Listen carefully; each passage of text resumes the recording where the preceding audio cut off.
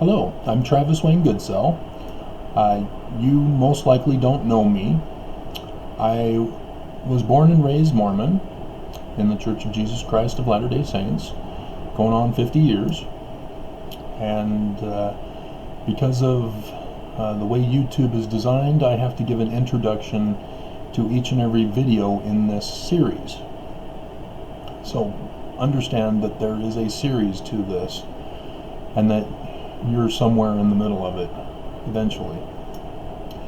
I read from Revelation chapter 12. And there appeared a great wonder in heaven, a woman clothed with the sun, and the moon under her feet, and upon her head a crown of 12 stars. And she being with child, travailing in birth, and pain to be delivered. And there appeared another wonder in heaven, and behold, a great red dragon, having 7 heads and 10 horns, and 7 crowns upon his heads. And his tail drew the 3rd part of the stars of heaven, and did cast them to the earth. And the dragon stood before the woman, which was ready to be delivered, for to devour her child as soon as it was born. And she brought forth a male child, who was to rule all nations with a rod of iron. And her child was caught up unto God and to his throne. The video series I'm going to be discussing is the identity of the man-child. You will recognize that the dragon who wants to murder this male child is also taken from Moses, where the Pharaoh murdered the Hebrew men who were born, and then the story of Moses comes out of that. You'll also recognize it from the story of Jesus, where Herod is visited by 3 wise men, and they say, "We saw the sign wonder in the heaven, and we've come to worship the man-child." It's similar to Moses. And then Herod then orders the execution of the male babies. And so this is the 3rd time, and there are others, talking about who this identity is. For the Jews, they have a list, like a checklist, for this Messiah, as they call him, which is the Hebrew for the Greek Christ, which in English is anointed. And the checklist must be completely filled in order for the Jews to say, okay, it looks like this is he who was prophesied. And so obviously the checklist comes from the prophecies. But this is also why the Jews do not accept Jesus from the gospel narratives as the Messiah, because Jesus did not get all the checks marked from the prophecies. And so we have John in his book of Revelation, which also is in the book of Mormon, talking about the last days. And we have, again, a sign for the latter days. And so this video series that I will be going over will be this person's identity. It is a man, as the Jews believe. That's part of their checklist, which is another reason why Jesus didn't qualify. And so, as Mormons, you may have heard of him spoken of, the one mighty and strong, from Doctrine and Covenants, section 85, verse 7. You may have heard of it through the Mormon rumor mill that he will be the president of the church for the millennium, at the start of the millennium.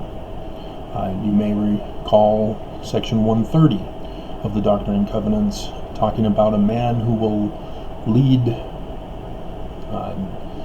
the Mormons back to Zion, like Moses. These are all the same character, and we will go over them one by one to keep it as short as possible, since I'm already over 5 minutes in the introduction. And so please understand that this is a series. All of it needs to be factored in if you're going to have a checklist and mark it off. And yes, I will be revealing the identity, which, as I have read, the enemy also is looking for, so that they can have him murdered and assassinated, just like Joseph Smith. Let's begin.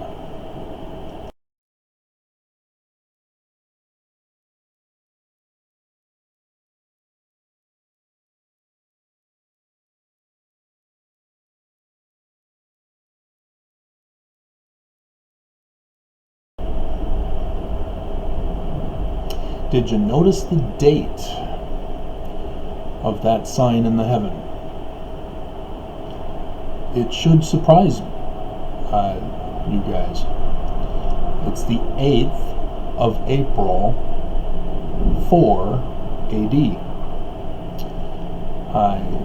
If you're not aware, the next United States total solar eclipse is on 8th of April 2024, 2020 years later.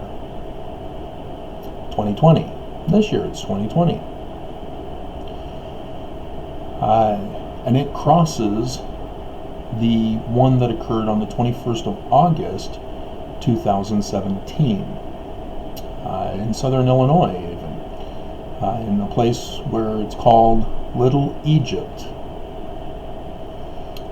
That is significant because the Knights Templar are said to have founded Little Egypt and knew of the heavens, astronomy. And so when you read your Gospels and you hear about the wise men from the east, and they say, "We saw the star in the west, a sign of his birth." And there's multiple dates being given in the gospel narratives for the birth, and they all have different meaning, because not all of them can be the birthday. But we're going to get into those later. Right now we're dealing with the signs that we need to look for. But this was a sign that caught everyone's attention. You'll notice, possibly, it's kind of small print, but it's St. Petersburg, Russia. That's the closest northern city that my stellarium had that would capture it as the closest to a total solar eclipse. It occurred further north. And so, yes, in the Middle East, which is straight south of this event, everybody saw it as a disc, like a smile, a partial eclipse instead of a full eclipse. Sort of like Utah, their view of the one on the 21st of August 2017, which was Thomas S. Monson's birthday, by the way. And so we're looking for the date. As you can see, total solar eclipses happen on a regular basis. So how is the sun darkened and the moon turned to blood if they're a regular event that occurs multiple times in a person's lifetime, as they've occurred multiple times throughout history? And so we need another with a specific date that will assist us in confirming the other dates, such as the sun darkening and the moon turning to blood, that will assist us with the time frame that we're looking for. And the question is, after this, is that the birth date, or is that another date that's referred to? And so we again go back to Revelation chapter 12, verse 1. And there appeared a great wonder in heaven, a woman clothed with the sun. So we're looking up into the sky, and the sun is in a place that clothes a woman. Well, how is a woman in space? Well, she would be a zodiac constellation. And sure enough, that would be Virgo. That's the woman constellation. Clothed with the sun. And notice he's calling her a woman because she's giving birth to a child. In the Bible, when they refer to some female as a woman, it means she's had children. If they refer to her as a maiden or a virgin, depending on your translation in English, she's a woman who has never had children yet. And so this is what we're looking for, is the birth of a child, as we read in verse 5. Joseph Smith, in his Joseph Smith translation, changes the verses around and makes wonder a sign. But this is the sign for this event in the future, where we can identify other signs in connection because of the detail given by John here. So we're looking for the sun in the constellation of Virgo. That only happens once a year for about a month period, the middle of September to the middle of October. That's when the sun is in Virgo. So now we have the time of year, so a month period we now know. And the moon under her feet. Now the moon goes around the zodiac, as we know, it's around 29.4 days around the earth. And so because it goes around the earth 29.4 days, it's in different constellations at different times of the month and of the year. And so that narrows it down to a specific day of the certain time of this month period between September and October. And it's got to be under her feet. Upon her head, a crown of 12 stars. The crown on the head of Virgo is Leo, the lion. It's the symbol of Judah. You would also be interested to know that Judah is the phonetic equivalent of Utah. Utah.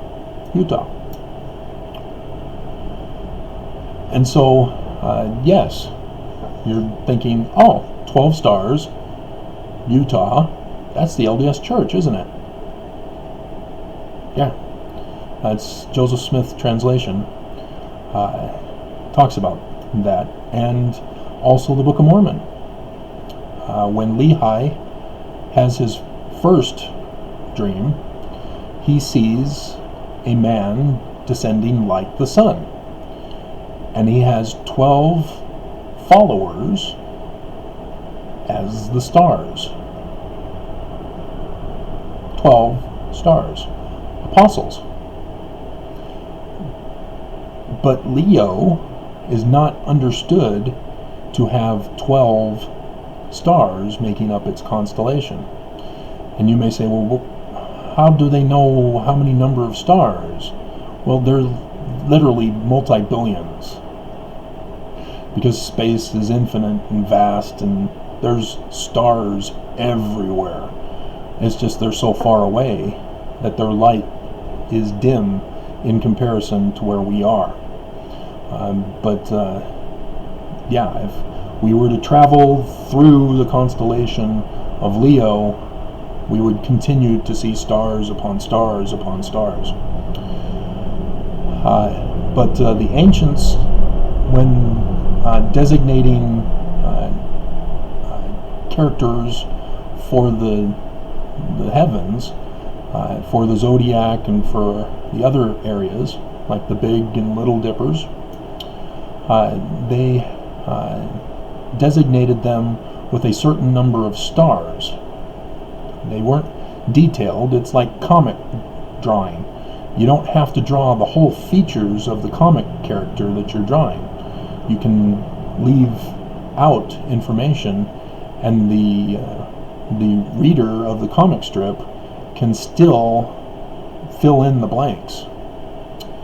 And that's what they did with the designation of the constellations. Leo only has 9 designated stars, which means 3 more moving stars or planets have to be in conjunction with the constellation of Leo above the head of Virgo. And that is so specific that it's so rare that it only happens once in all eternity. You can get your own stellarium to check for yourself,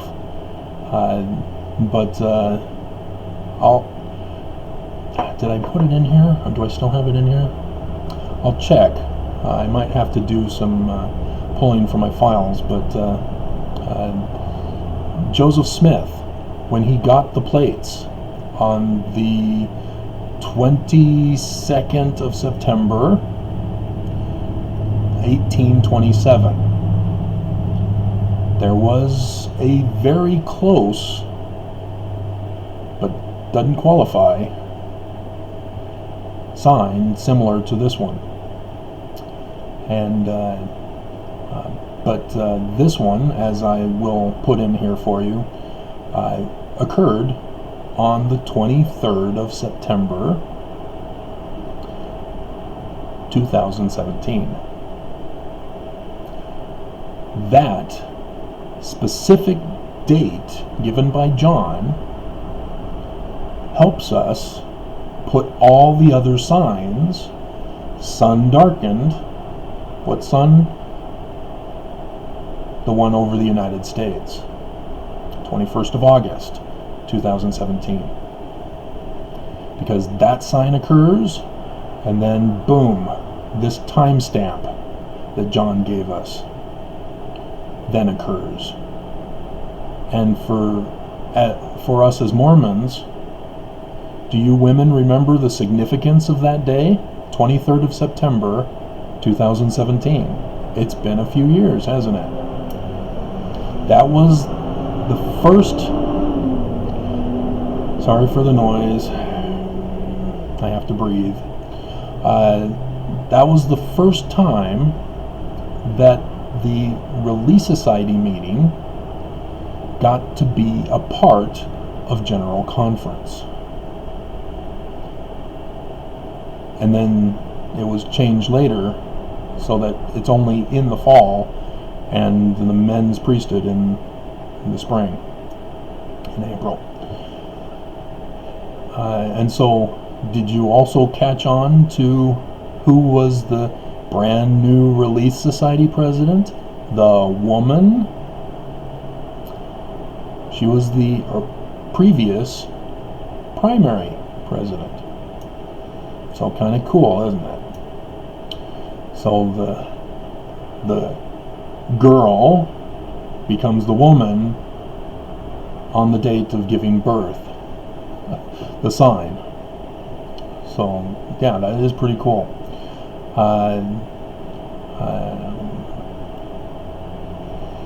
And so other signs that we find, for example, John continues and says, there was another sign, a great red dragon. 7 heads, 10 horns, 7 crowns on his head. That I was able to then find the 17th of December, 2017.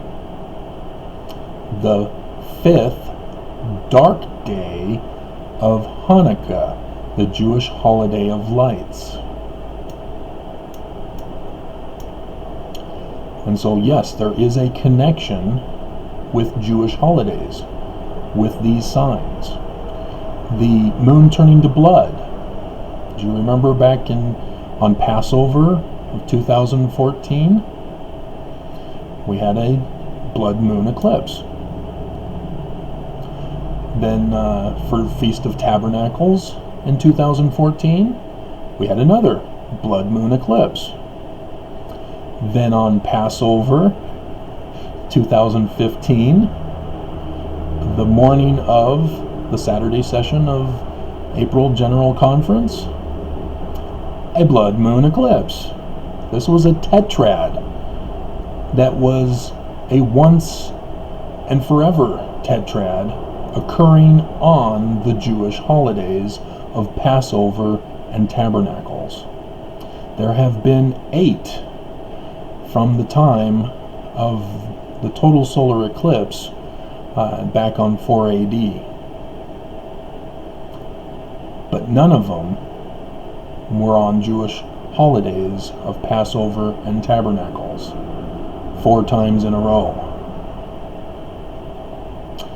And so yeah, 2015 October-ish was the final of the tetrad, the blood moon. And so what happened that year in 2015 between the 3rd and the 4th eclipses, lunar eclipses? Anybody remember President Packer, Elder Scott, Elder Perry? They all died within that time frame.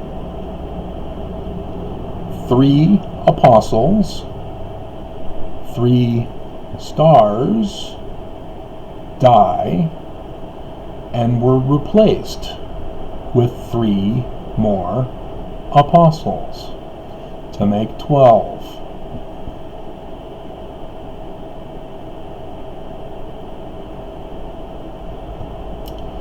So that Leo, the symbol of Utah, has 3 stars that needed to be added to fulfill the sign. Not a coincidence. Pretty cool, huh? All right. So that establishes the dates that we're looking for. It's now. The signs have occurred. So when Samuel the Lamanite is telling the Nephites, hey, the coming of Jesus will be preceded with signs in the heavens. And then the wicked Nephites say, okay, well fine, well if it doesn't occur on this day, we're killing the believers. Similar to the death of the children during the time of Moses, similar to the death of children during the time of Jesus, all based on a star in the heavens. Although Moses, there was no star mentioned, but the Egyptians mentioned it. The Egyptian son of the god Osiris, Horus, his two eyes, which are Peter in Egyptian, the two eyes of Horus, which means the seer, whereas two regular eyes are just regular to see, someone who sees. But with the eyes of Horus, he being the Melchizedek, the Pharaoh, the great king, the great high priest, who restores the throne of his father, who was murdered, and his kingdom usurped, as it fell into apostasy run by his uncle. He then has to battle his uncle to take back the throne and restore it. Starting to see the pattern here. This is where Joel, this is where Jesus, this is where John gets the sun darkened and the moon turned to blood. Because at the beginning of the battle, when Horus goes to confront Set plucks out Horus's eyes. The left eye represents the moon. So the plucking out of the left eye is the darkening of the moon. The right eye, symbol of the sun. And so, again, total solar eclipse for the darkening of the right eye. Right eye is also for government. Sun, government. Religion, moon. So with the lunar eclipses, we had the deaths of 3 religious apostles. You'll also be curious to know that yes, President Hinckley and President James E. Faust also died during lunar eclipses, during the time frame. And that's how I caught on, is because of my educational background in recognizing the signs. And so here, we're in it. This is it. You don't need to wonder if it's going to be your children or your grandchildren someday. It's us. This is it. It's now. And that's the cool part. It's exciting, but yet scary, because all hell literally is going to break loose if you're not paying attention to the news, or you're paying attention to the wrong news. You know what I mean.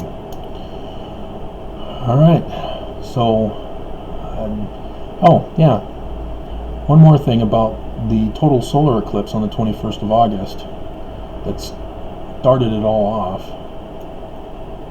That was the new year for the ancient Egyptian religious calendar. The start of the battle, the darkening of the moon, or the sun.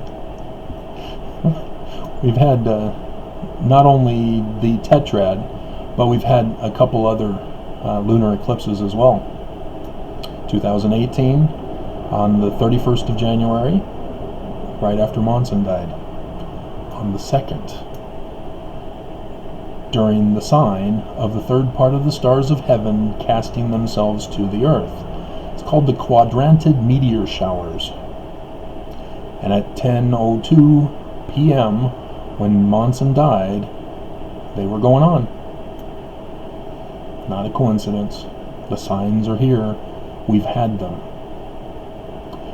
And though I'm still catching other signs, I'm not catching signs related to biblical prophecy, other than the one that's coming up in, how many years? 7? Let's see. Yeah, 6.5, technically, round up to 7. On the 8th of April, 2024. You'll also be curious to know that the 21st August path crossed over Independence, Missouri and Adirondack, Missouri. The one on the 8th of April, 2024, will pass over Kirtland, Ohio, and the Joseph Smith Farm, crossing at Little Egypt.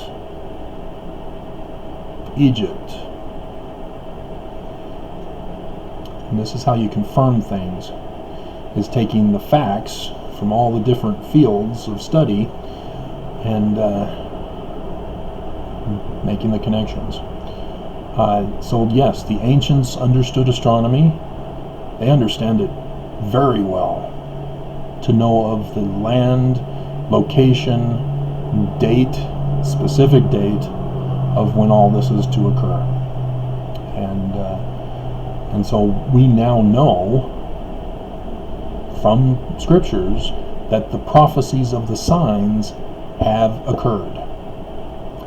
So now we need to identify this man-child that John talks of. And so there's a list of, like I said in the intro, a list of checklists that we need to establish to confirm who he is. And knowing the location, the land, is a big help because it's America. We're looking for someone in America. So Moses was in Egypt. Jesus was in Jerusalem. Man-child, we now know, is in America. So Egypt was symbolic because Egypt was the land of the world. Jerusalem was symbolic as the center place for Jews. So America is now significant as it is the center of the world, though the rest of the world snubs their nose. But that's what we're looking for. So this is the longer version, apparently. I still need to remember to put in the other signs for you. This one on the 23rd of September, and see if I can find Joseph Smith's one for you. Otherwise, I'll have to print out another one.